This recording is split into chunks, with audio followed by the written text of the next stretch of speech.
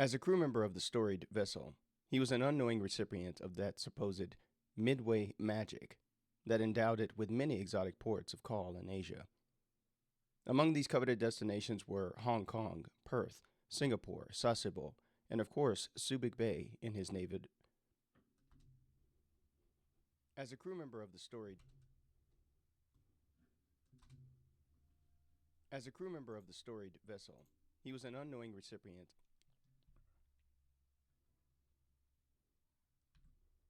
Among these coveted destinations were Hong Kong, Perth, Singapore, Sasebo, and of course Subic Bay in his native Philippines.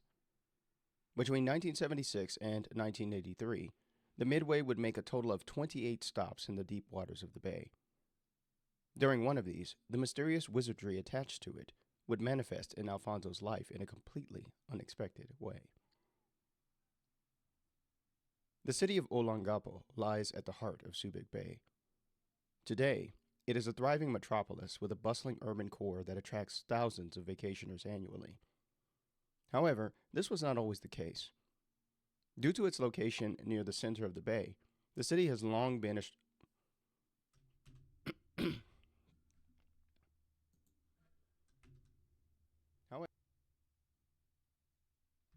a heavy American military presence would remain after the conclusion of World War II, and despite the country finally shaking free from United States imperialism in 1946, the city would continue to fall under American administrative control for another 20 years, until becoming a chartered city June 1st, 1966. When Alfonso arrived at Naval Base Subic Bay in December 1982, the port was alive with activity.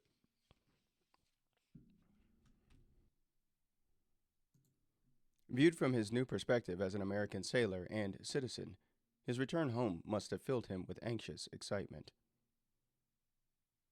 The expansive naval station was vast and sprawling, covering 262 square miles, 756 square kilometers, an area about the size of Singapore.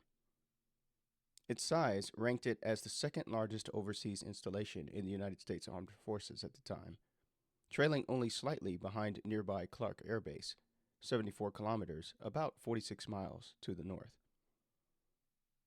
It was there in Olongapo City, during a brief port call, that Alfonso met Marcelina.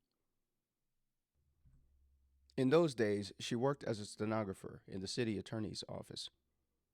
A pragmatic and focused young woman, Marcelina, or Marcy as many of her family and friends called her, was introduced to Alfonso by one of her co-workers who also happened to be his niece. In an interview, Marcy described being smitten, quote, like she was in love, almost immediately upon meeting him. Quote, when we first met, he was telling me that I'm pretty.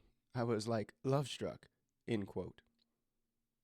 Though quiet by nature, something about Marcy gifted Alfonso with the courage to express himself in words that enchanted her.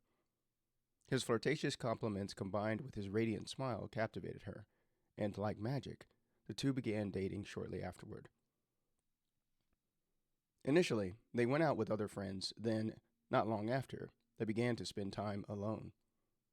With a slight smile, Marcy recalled catching movies and bar hopping with Alfonso in the many clubs located outside of his Navy base. Though we are unsure of Alfonso's thoughts and feelings at the time, his actions indicate feelings of romance had blossomed in his heart.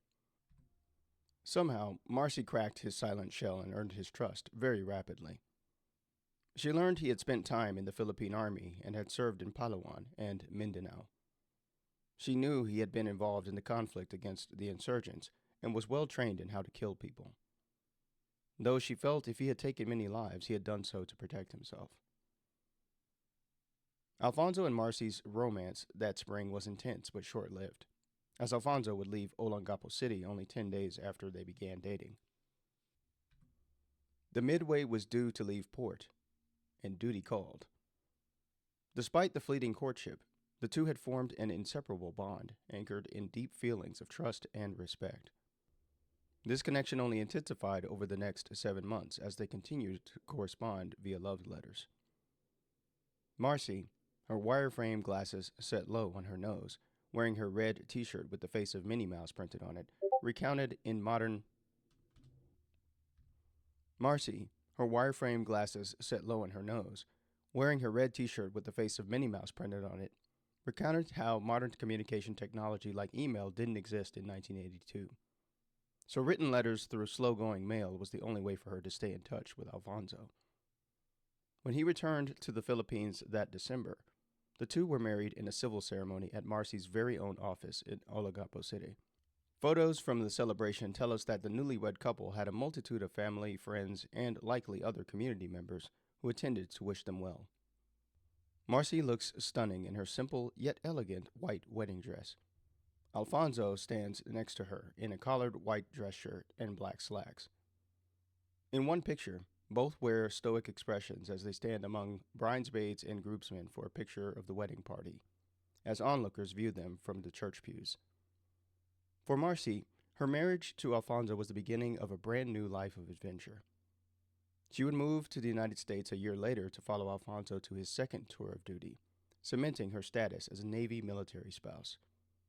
A role that, unknown to her at the time, was a job in and of itself. A job filled with challenges and hardships she would soon come to know and understand intimately well.